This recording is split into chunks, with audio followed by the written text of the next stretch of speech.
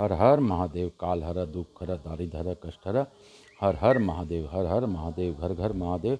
भोला सब दुख काटो हमारा, हे शंभो सब दुख काटो हमारा। शिव शंकर जपूं तेरी माला, के भोला जपूं तेरी माला, के भोला सब दुख काटो हमारा, हे शंभो सब दुख काटो हमारा। हे विश्वनाथ सब दुख काटो हमारा, हे विश्वनाथ सब दुख काटो हमारा। हे काशीपति अधिनाथ सब दुख काटो हमारा। शिव शंकर जपूं तेरी माला, बाबा भोला जपूं तेरी माला, के भोला सब दुख काटो हमारा, हे शंभो सब दुख काटो हमारा। हे विश्वनाथ सब दुख काटो हमारा, हे काशीपति अधिनाथ सब दुख काटो हमारा।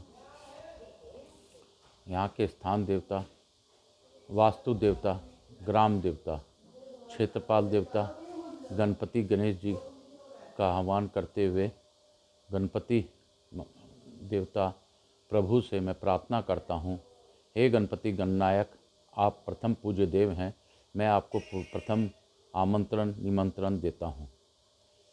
हे गणपति, आप दसों दिशा को विमुक्त कीजिए, सभी देवी आवाहित सभी देवी देवताओं को आने का मार्ग दीजिए और हमारी भाषा को नाद भाषा में बदल कर हमारी बातों को उन तक पहुंचाने में हमारी कष्ट करें, हमारे पर कृपा करें। ओम गंग गणपतये नमः।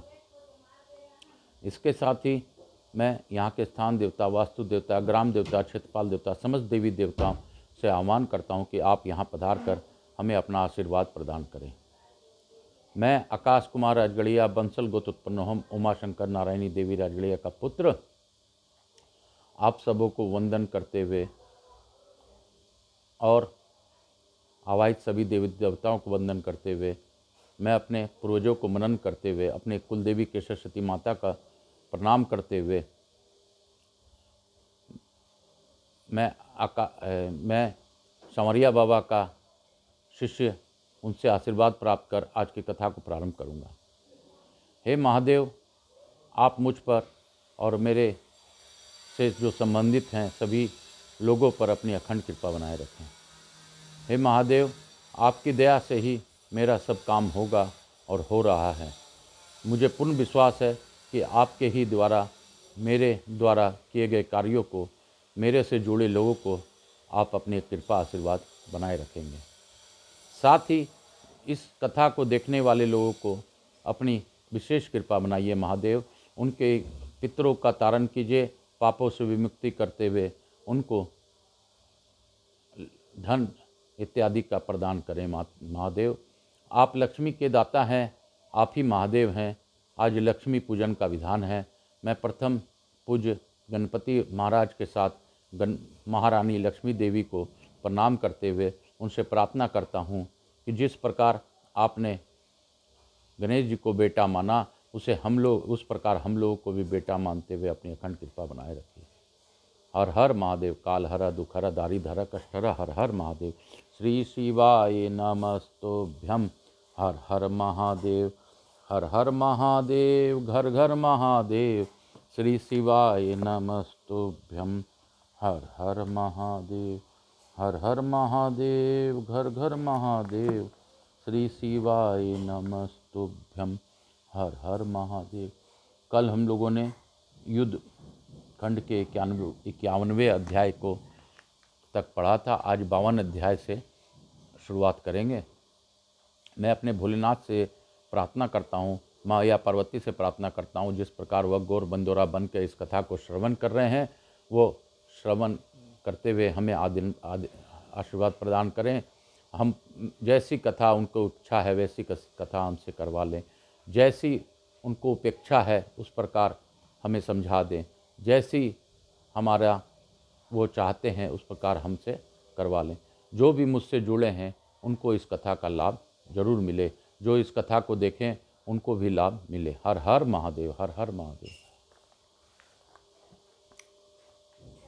अर्थ द्वीप 400 अध्याय यानी कि 52वां अध्याय। सनत कुमार बोले, हे व्यास, अब आप परमात्मा शिव का दूसरा चरित्र सुनिए, जो भक्त वत्सलता से पूर्ण तथा परमानंददायक है। पूर्व काल में भाग्य दोष से गर्वित होकर बानासुर ने तांडव नृत्य कर शिव जी को संतुष्ट किया था। उसके बाद पार्वती पति शिव जी को संतुष्ट मन वाला जानकर बानासुर सिर झुकाकर विनम्र हो हाथ जोड़कर कहने लगा।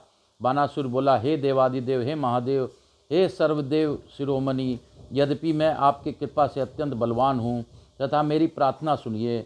आपने मुझे 1000 भुजाएं प्रदान की है, किंतु ये मेरे लिए भार स्वरूप हो गया। ये है, इस त्रिलोकी में आपके अतिरिक्त और कोई दूसरा योद्धा मेरे समान नहीं है। हे देव, अब मैं इन 1000 भुजाओं का लेकर क्या करूं? हे वृषध्वज, बिना युद्ध के पर्वत के सदृश इन भुजाओं का क्या प्रयोजन? मैं अपनी इन मजबूत भुजाओं की खुजली मिटाने के लिए युद्ध की इच्छा से दिग्गजों के पास गया। वहां जाकर मैंने उनके पुरों को तहस नहस कर दिया, पर्वतों को उखाड़ दिया, किंतु वे भी भयभीत होकर भाग गए। मैंने अपने यहाँ यमराज को योद्धा के रूप में, अग्नि को महान कर्मकार के रूप में, वरुण को गाय के पालन करने वाले गोपाल के रूप में, कुबेर को गजाध्यक्ष के रूप में, निऋति को अंतपुर के परिचारिका के रूप में नियुक्त किया है। मैंने इंद्र को जीत लिया है और उसे लोक में सदा करदाता बना दिया है। अब आप मुझे युद्ध का कोई ऐसा उपाय बताइए जहाँ पर मेरी ये भुजाएं शत्रुओं के हाथ में प्रयुक्त शास्त्रास्त्र के द्वारा जर्जर कर दी जाए। हे महेश्वर, ये मेरी भुजाएं शत्रुओं के हाथों से गिर जाए अथवा वे स्वयं उसके हाथों को 1000 टुकड़ों में विभक्त कर दे। आप मेरी इस मनोरथ को पूर्ण कीजिए। सनत कुमार बोले, भक्तजनों के संकट को दूर करने वाले महामन्यु रुद्र ने यह सुनकर क्रुद्ध हो अत्यंत अद्भुत अट्टहास करके कहा। रुद्र बोले, हे समस्त दैत्य कुल में अधम, हे अहंकारी, तुझे सब प्रकार से धिक्कार है। तुझ बलिपुत्र तथा मेरे भक्त के लिए इस प्रकार का वचन कहना उचित नहीं है। तुम अपने इस अहंकार को शांति सिद्ध प्राप्त करोगे। मेरे जैसे बलवान से तुम्हें अकस्मात प्रचंड युद्ध का सामना करना पड़ेगा। पर्वत के समान तुम्हारी ये भुजाएं उस युद्ध में शास्त्रास्त्रों से छीन भिन्न होकर इस प्रकार भूमि पर गिरेगी जैसे अग्नि से जलाया गया काष्ठ पृथ्वी पर गिर जाता है।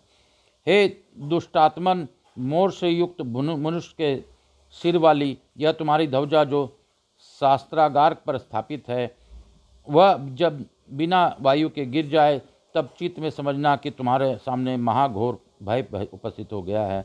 उस समय तुम अपने सेना सहित घोर संग्राम में जाना। अब तुम अपने घर जाओ, अभी वहाँ तुम्हारा सब प्रकार से कल्याण है। हे दुर्मते, तुम बड़े घोर उत्पातों को देखोगे। इस प्रकार कहकर अहंकार का नाश करने वाले भक्तवत्सल शिव मौन हो गए। सनत कुमार बोले, यह सुनकर बानासुर अपने अंजलिस्त दिव्य पुष्पों से महादेव रुद्र का पूजन करके उन्हें प्रणाम कर अपने घर चला गया। उसने कुंभांड के पूछने पर हर्षित हो सारा वृत्तांत कह सुनाया और उत्सुक होकर उसे योग की प्रतीक्षा करने लगा। इसके अनंतर अकस्मात अपना ध्वज भग्न हुआ देखकर वह बानासुर हर्षित होकर युद्ध के लिए चल पड़ा। अपनी सेना को बुलाकर उस महावीर महारथी एवं महोत्साही बलिपुत्र बानासुर ने अपने 8 गणों के साथ लेकर संग्राम संबंधी यज्ञ का, विजयप्रद मधु का एवं सभी दिशाओं में मंगलिक द्रव्यों का दर्शन कर युद्ध के लिए प्रस्थान किया। उसने अपने मन में विचार किया कि आज रणप्रिय नाना शास्त्रास्त्रों का परागामी वह कौन सा योद्धा है जो मुझसे युद्ध करने के लिए कहाँ से आएगा?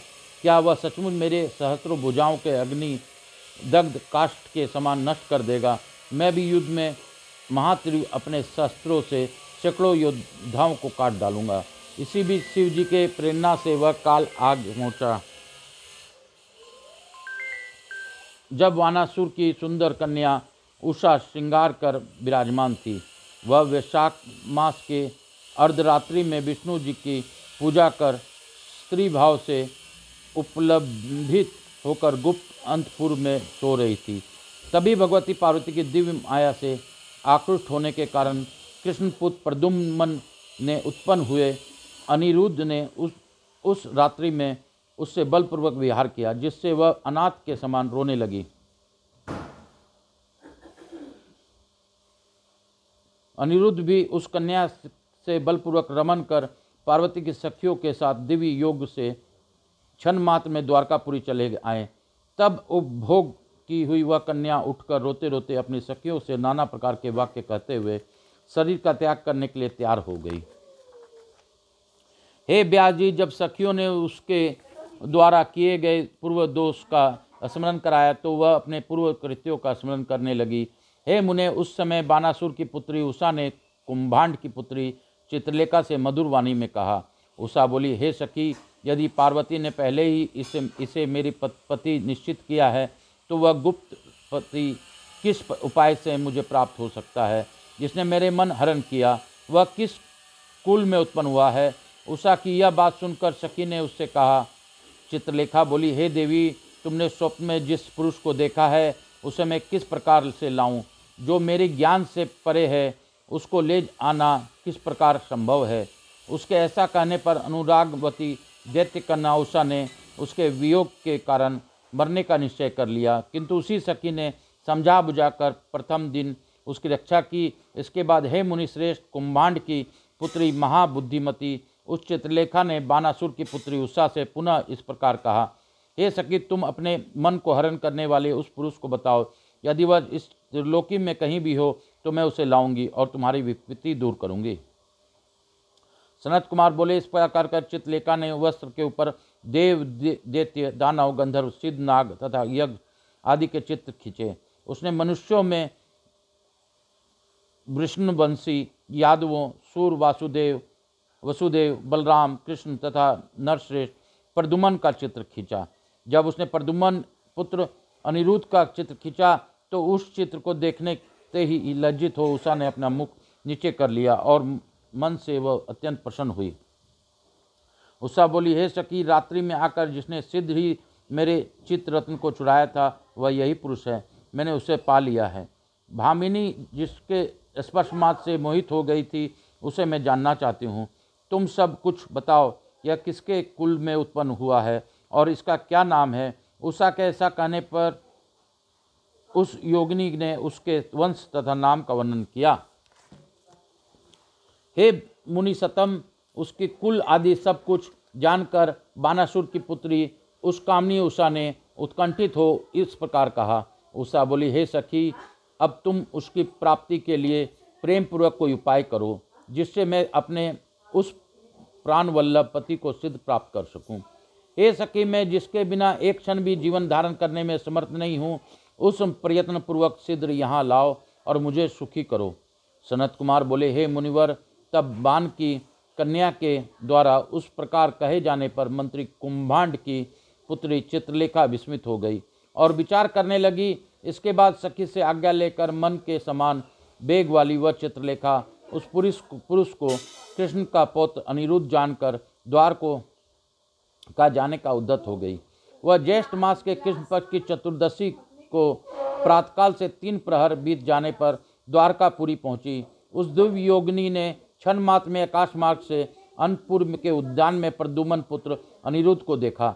उस समय स्वांग सुंदर श्याम वर्ण तथा नवीन यौवन वर्ष युक्त वे अनिरुद्ध स्त्रियों के साथ क्रीड़ा कर रहे थे। वे माधवी लता से निर्मित मधु का पान कर रहे थे और मंद मंद हंस रहे थे। उसके बाद सैया पर बैठे हुए उन अनिरुद्ध को उसने तामस योग के द्वारा अंधकार पट से आच्छादित कर दिया। पुनः उस सैया को अपने सिर पर रखकर वह क्षण मात्र में सोनितपुर में आ गई, जहाँ काम पीड़ित वह बान कन्या उषा उन्मत्त होकर नाना प्रकार के भाव व्यक्त कर रही थी। उस समय लाए गए अपने पति अनिरुद्ध को देखकर उषा भयभीत हो गई। अत्यंत सुरक्षित उस अंतपुर में नवीन समागम में जो ही उन दोनों ने क्रीड़ा प्रारंभ की, उसी समय हाथ में बेत लिए द्वारपालों ने काम चेष्टाओं तथा अनुमानों से कन्या के दुराचार को जान लिया। उन लोगों ने दिव्य शरीरधारी नवयुवक साहसी एवं युद्ध कला में कुशल उस पुरुष अनिरुद्ध को भी देख लिया। इसके बाद अंतपुर के रक्षक उन महावीर पुरुषों ने उसे देखकर सारा वृत्तांत बलिपुत्र बाण से कह दिया। द्वारपाल बोले, हे देव, अत्यंत सुरक्षित अंतपुर में प्रवेश कर किसी पुरुष ने आपकी कन्या के साथ बालात शयन किया है। वह कौन है? हम लोग उसे नहीं जानते। हे दानवेंद्र, हे महाभाव, इसे देखिए और जो उचित हो उसे कीजिए। हम लोग दोषी नहीं हैं। सनत कुमार बोले, हे मुनिश्रेष्ठ, उनका वचन सुनकर और कन्या का दोष सुनकर महाबली दैत्येंद्र बानासुर आश्चर्यचकित हो गया। इस प्रकार से शिव महापुराण के द्वितीय रूप संहिता के 5वें युद्ध खंड में उषा चरित वर्णन नामक 52वां अध्याय पूर्ण हुआ। बोलो शंकर भगवान की जय। बोलो काशी विश्वनाथ की जय। काशी काशी शिव काशी, काशी विश्वनाथ की जय। काशी विश्वनाथ की जय। अर्थ 53 अध्याय। इसके साथ ही हम लोग 53वें अध्याय में प्रवेश करेंगे। उससे पूर्व मैं आप सबों से विनती करता हूँ कि मेरे YouTube चैनल आकाश राजगरिया को ज़्यादा से ज़्यादा सब्सक्राइब करें, ज़्यादा से ज़्यादा लोगों तक पहुँचाएँ, ताकि मेरे सब्सक्राइबर अगर बढ़ेंगे तो मुझे प्रोत्साहन मिलेगी, शिव महापुराण की अद्भुत कथा उन तक भी पहुँचेगी। और यह मेरा एक प्रायोजन है कि मैं शिव महापुराण का मूल पाठ सभी तक पहुँचा सकूँ। हर हर महादेव, हर हर महादेव। सनत कुमार बोले, इसके बाद वानासुर ने अत्यंत क्रुद्ध हो वहाँ जाकर दिव्य लीला से युक्त शरीर वाले तथा नवीन युवावस्था से संपन्न अनिरुद्ध को देखा। उन्हें देखकर आश्चर्यचकित हो युद्ध में प्रचंड हुआ बानासुर क्रोध से आग बुबला हो हंसते हुए उनसे आने का कारण का विचार करता हुआ राक्षसों से बोला, अहो, इतना रूपवान, साहसी, धैर्यशील, अभागा एवं मूर्ख यह कौन पुरुष है जिसकी मृत्यु आसन्न है और जिसने मेरी पुत्री को दूषित कर मेरा कुल दूषित किया है। तुम लोग क्रुद्ध हो कर अपने अति कठोर शास्त्रों से सीधी इसका वध करो, अथवा इस दुराचारी को मानकर बहुत काल के लिए घोर तथा विकट कारागार में रखो। मालूम नहीं कि निर्भीक एवं महापराक्रमी यह कौन है। यह सोचकर वहाँ महाबुद्धि बानासुर संदेह में पड़ गया। इसके बाद उस पाप बुद्धि दैत्य ने इस वीर को मारने के लिए 10,000 सैनिकों को आज्ञा दी। उसके द्वारा अधिष्ठ समस्त वीरों ने मारो काटो कहते हुए सिद्धि चारों ओर से अंतपुर को घेर लिया। तब शत्रु सेना को अंतपुर के द्वार पर आया हुआ देखकर गर्जना करते हुए वे अनिरुद्ध अतुलनीय हुआ देखकर गर्जन परिधि हाथ में लेकर हाथ में व्रज लिए हुए काल के समान भवन से निकले और उससे समस्त सैनिकों का वध कर पुनः अंतपुर में चले गए। हे मुनिश्रेष्ठ, इस प्रकार शिव के तेज से पराक्रमशील अनिरुद्ध ने क्रोध से रक्त नेत्र को 10,000 सेनाओं को वध कर दिया। इसके बाद पुनः युद्ध के लिए आई हुई 1,00,000 सेना का वध कर दिया जाने पर क्रोध में भरे हुए बानासुर ने युद्ध कौशल कुंभांड को लेकर शिव तेज से रक्षित तथा कांतिमान शरीर वाले महाबुद्धिमान प्रद्युम्न पुत्र अनिरुद्ध को उस महायुद्ध के में द्वंद्व पूर्व युद्ध के लिए ललकारा। तब उन्होंने दैत्येंद्र को 10,000 सेना, उतने घोड़े और उतने ही रथों को उसी के खड़क से नष्ट कर दिया जो द्वंद्व युद्ध में उन्हें बानासुर से प्राप्त हुआ था। इसके बाद अनिरुद्ध ने कालाग्नि के समान शक्ति उसके वध के लिए ग्रहण कर उसके ऊपर प्रहार किया। इसके बाद रथ के पिछले भाग में स्थित वह वीर बानासुर उस शक्ति से दृढ़तापूर्वक आहत होते ही रथ एवं घोड़ों के सहित उसी क्षण वहीं पर अंतर्ध्यान हो गया। तब बिना पराजित हुए उस दैत्य के अंतर्ध्यान हो जाने पर अनिरुद्ध सभी दिशाओं की ओर देखकर पहाड़ के समान अचल हो गए। उस समय अंतर्हित होकर वह दैत्य कपटपूर्वक युद्ध करता हुआ नाना प्रकार के शस्त्रों से अनिरुद्ध पर बार बार प्रहार करने लगा। इसके बाद महावीर तथा शिव भक्त बलिपुत्र बानासुर ने छल से अनिरुद्ध को नागपाश में बांध लिया। इस प्रकार उन्हें बांधकर पिंजड़े में बंद करके बानासुर युद्ध में विश्राम करने लगा। इसके बाद उसने क्रोध से भरकर महाबली सुतपुत्र सारथी से कहा। बानासुर बोला, हे सुतपुत्र, बड़ी सिद्धता से इस पुरुष का सिर काट लो जिसके बलपूर्वक मेरे पवित्र उत्तम कुल को दूषित किया है, अथवा इसके संपूर्ण शरीर को काट कर राक्षसों को दे दो और इसके रुधिर तथा मांस को मांस भक्षी चील कुएं आदि भी खाए, अथवा इस पापी को तृणों से व्याप्त गहरे कुएं में डालकर मार डालो। हे सुतपुत्र, बहुत क्या कहूँ, यह सभी प्रकार के वध के योग्य है। सनत कुमार बोले, इसके यह वचन सुनकर वह धर्म बुद्धि वाला राक्षस कुंभांड बानासुर से नीति युक्त यह वाक्य कहने लगा। कुंभांड बोला, हे देव, विचार कीजिए, यह कर्म करना उचित नहीं है, क्योंकि इसके मार डालने पर आत्मा का हनन होगा, ऐसा मेरा विचार है। हे देव, यह तो पराक्रम में विष्णु के समान तथा आपके इष्ट शिव जी के तेज से बड़ा हुआ दिखाई पड़ रहा है। पुरुषार्थ में शिव जी के साहस से भरा हुआ यह इस अवस्था को प्राप्त हुआ है। श्री कृष्ण का यह महाबली पुत्र बलपूर्वक दैत्य रूपी सर्पों से डसा हुआ भी शिव जी के प्रसाद से हम लोगों के तृण के समान समझ रहा है। सनत कुमार बोले, बानासुर से ऐसा वचन कहकर राजनीति विशारद उस दैत्य ने अनिरुद्ध से कहा। कुंभांड बोला, हे वीर, हे दुराचारी, हे नराधम, तुम कौन हो, किसके पुत्र हो और तुमको यह कौन लाया है, यहाँ कौन लाया है? यह सब मेरे समक्ष सत्य सत्य कहो। और मैं हार गया। इस प्रकार का दिन वचन बार बार कहकर हाथ जोड़कर दैत्यंत की स्तुति करो तथा तुम्हें उन्हें नमस्कार करो। ऐसा करने पर तुम्हें बंधन से मुक्त हो जाओगे, अन्यथा बंधे ही रहोगे। उसके यह वचन सुनकर वे उत्तर देने लगे।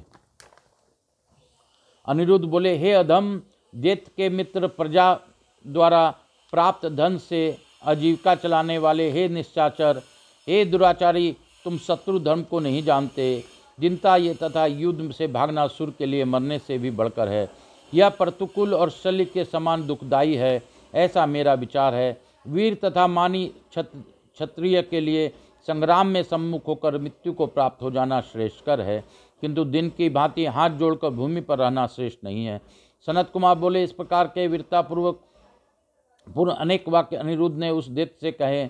यह सुनकर बानासुर सहित वह कुंभांड आश्चर्यचकित हुआ और क्रोधित हो उठा। उस समय सभी वीरों अनिरुद्ध तथा मंत्री को सुनाते हुए उस बानासुर को समझाने के लिए आकाशवाणी हुई।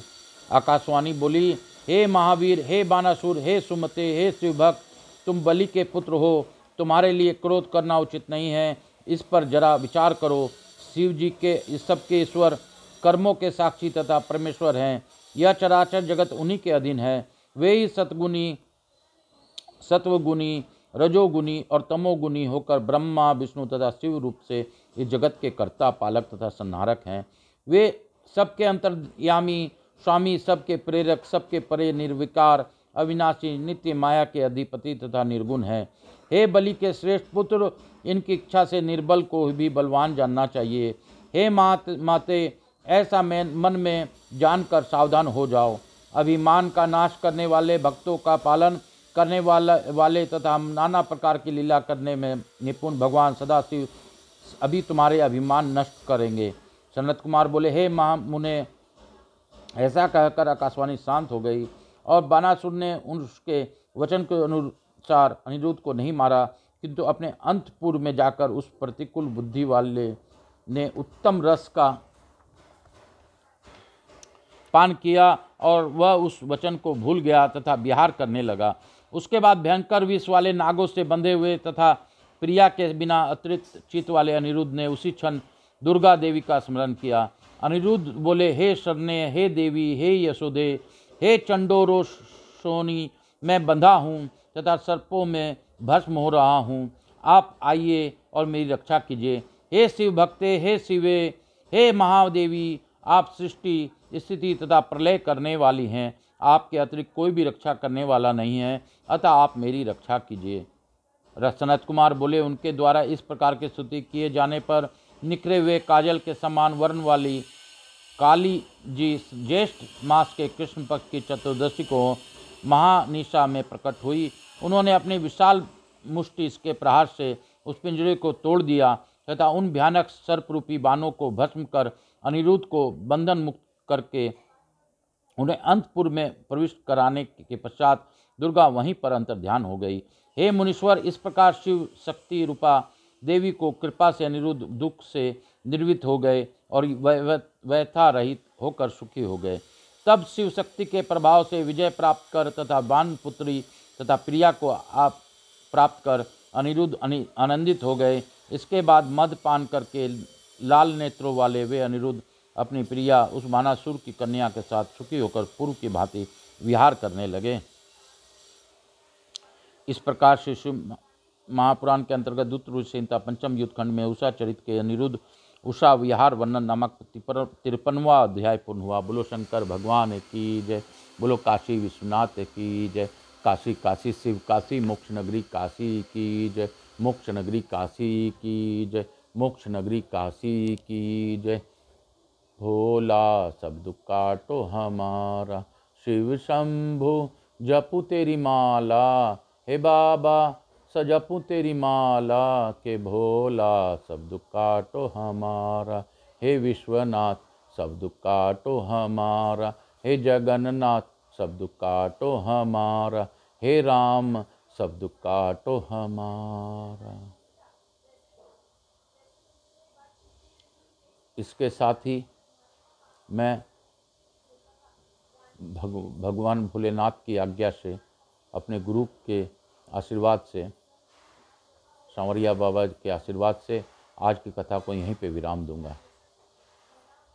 साथ ही मैं जिस प्रकार प्रार्थना करूं, संभव हो तो आप लोग भी कीजिए। हे गणेश जी महाराज, हे लक्ष्मी जी महारानी, रिद्धि सिद्धि शुभ लाभ, कुबेर जी महाराज और शिव परिवार हमारे यहाँ विराजमान रहकर सब पर कल्याण करें, और बाकी आवाहित सभी देवी देवता अपने अपने स्थान को गमन करें, पुनः बुलाने पर आकर हमें आशीर्वाद प्रदान करें। हे भोलेनाथ, आज की जो कथा है इसका लाभ सभी को मिले, मेरे से जुड़े लोगों को मिले, मेरे इस कथा को देखने वालों को मिले, मेरे बंधु बांधव मित्र व्यापारी जो भी मेरे इष्ट हैं सभी को इस कथा का लाभ मिले। हे महादेव, सभी के पितरों को मुक्ति मिले, मेरे पूर्वजों को में अगर किसी की अतृप्ति है तो उनको भी आगे की गति मिले, मुक्ति मिले। हे महादेव, मैं बहुत ही अभी कष्ट में हूँ जो कि आप जानते हैं, मेरे भी सारे कष्टों का नाश आप ही कर सकते हैं। मुझे पूर्ण विश्वास है आपके सिवा मेरा इस दुनिया में कोई नहीं है।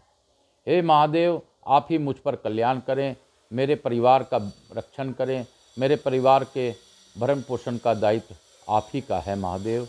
आगे आपकी इच्छा आप जानें। मैं आपके चरण में आकर मैं चरणारविंद करते हुए मेरी मैया पार्वती का चरणारविंद को, काली को, सभी को प्रणाम करता हूँ। आज महालक्ष्मी के पूजा का दिन है, महालक्ष्मी पूजन का विधान है। आज का मैं महालक्ष्मी जी को वंदन करते हुए उनसे अनुरोध करता हूँ, मुझ पर और मेरे परिवार पर अपनी अखंड कृपा बनाए रखें। हे महादेव, आप सबको रक्षा करने वाले हैं, सबकी इच्छा पूर्ति करने वाले हैं। आप मेरी इच्छाओं को भी पूर्ति कीजिए और सभी पर अपना अखंड कृपा बनाए रखिए। हर हर महादेव, काल हर दुख हर दारिद्र कष्ट हर हर महादेव, घर घर महादेव, हर हर महादेव, घर घर महादेव, हर हर महादेव, घर घर महादेव। श्री शिवाय नमस्तुभ्यम, हर हर महादेव। श्री शिवाय नमस्तुभ्यम, हर हर महादेव। श्री शिवाय